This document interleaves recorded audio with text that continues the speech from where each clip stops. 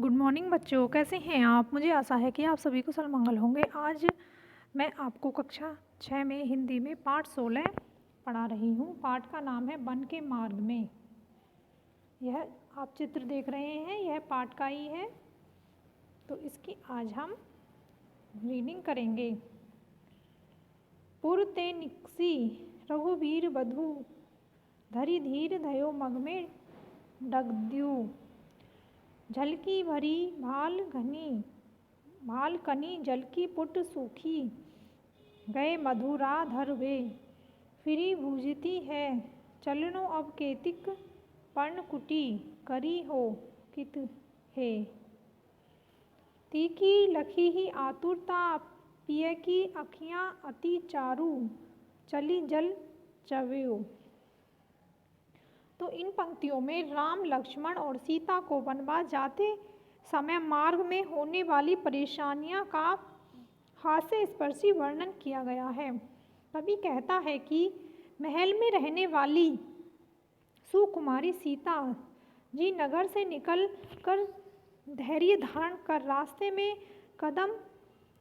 दो कदम ही चली थी कि उनके माथे पर पसीने की बूंद झलक आई और उनके दोनों मधुर होठ सूख गए। फिर वे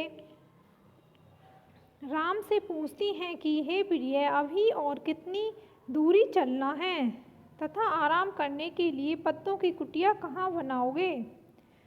पत्नी सीता जी की यह व्याकुलता देखकर श्री राम जी सुंदर आँखों से आंसू बहने लगे। श्री राम जी की आंखों से आंसू बहने लगे। जल को गए लखन्यू हैं लरीका परीखो पिए, छाहे घरीक हे ठाड़े, पौछी पसेऊ ब्यारी करियो, अरु पाए पाखिरियो भूरी डांटे। तुलसी रघुवीर प्रिया आश्रम जानी के बैठी, विलम्ब लो कंठक काढ़े। जानकी नाहे को लेह लाखियो, पुल को तनु बारी विलोचन बाड़े। तो यहाँ कवि ने राम के द्वारा सीता की थकान को देखकर पैरों से कांटे निकालने में देर करने का सुंदर वर्णन किया है। यानी इन लाइनों में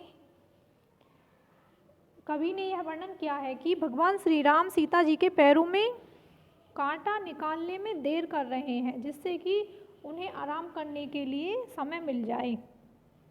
सीता जी श्री राम से कहती हैं कि लक्ष्मण बालक हैं, वे जल लेने गए हैं, वहीं कहीं छाया में एक घड़ी खड़े होकर उनका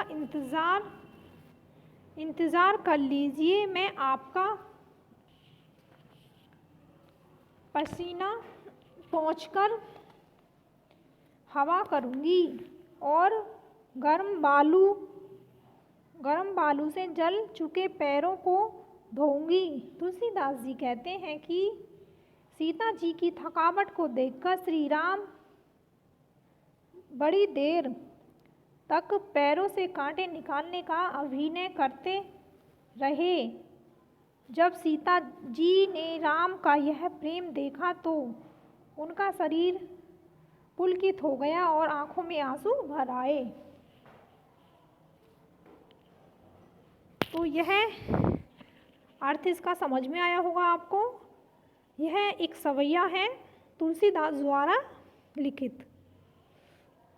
तो आज इस पाठ को आप पढ़ेंगे। आज के लिए इतना ही। धन्यवाद।